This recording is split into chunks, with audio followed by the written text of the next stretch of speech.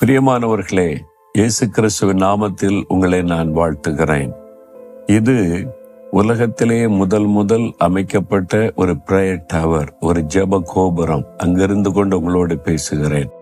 Oral Robert யூனிவர்சிட்டியின் மத்தியில இந்த ஜெப கோபுரம் அமைந்திருக்கிறது.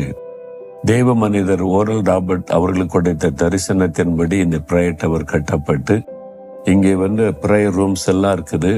ஜெபிக்கலாம், தனியா ஜெபிக்கலாம், ஒரு குழுவாக ஜெபிக்கலாம்.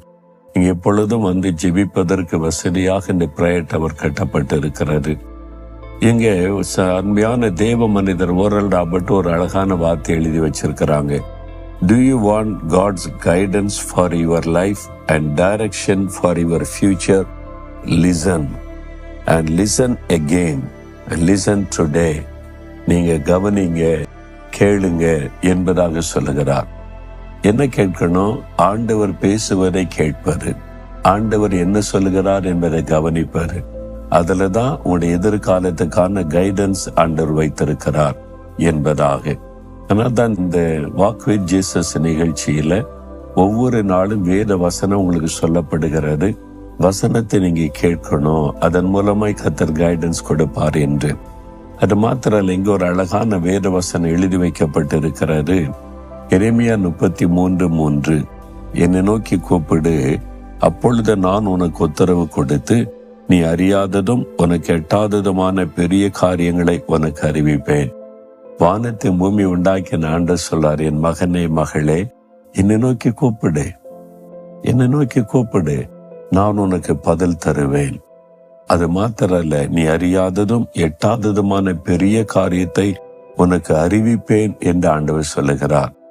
பிரியமானவர்களே, ஓரல் ராபர்ட் என்ற தெய்வ மனிதர் தேவனிடத்தில் ஜெபிக்கிறது மாத்திரல்ல, ஆண்டவர் சொல்லுவதை கவனித்து கேட்கிற ஒரு அனுபவம் உள்ளவராய் இருந்தாங்க. அவங்களுக்கு தான் தேவன் ஒரு பெரிய தரிசனம் கொடுத்தார்.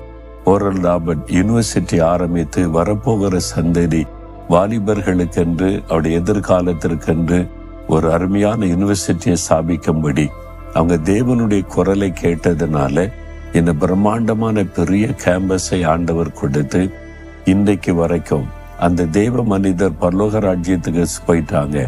ஆனா அந்த மனிதர் மூலமாய் தேவன் கொடுத்த தரிசனம் இன்னும் தொடர்ந்து நிறைவேறி கொண்டே வருகிறதை இங்கே பார்க்க முடிகிறது.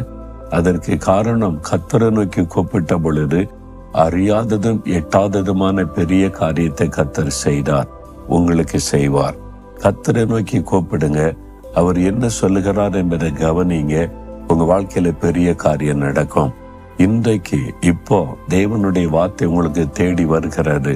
தேவ சமூகத்திலே காத்திருந்து அமர்ந்திருந்து ஆண்டவர் என்ன சொல்லுகிறார் என்பதை கவனியுங்கள், கேளுங்கள். ஆண்டவரே, நான் கூப்பிடுகிறேன், என்னோட பேசும்.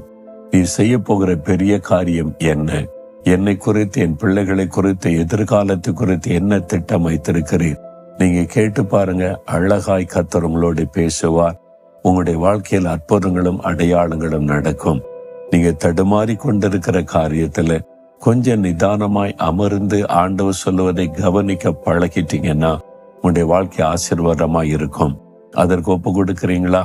ஆண்டவரே, என்னை நோக்கி கூப்பிடு, நான் உனக்கு உத்தரவு அருளுவேன், பெரிய காரியத்தை அறிவிப்பேன்னு சொன்னீங்க.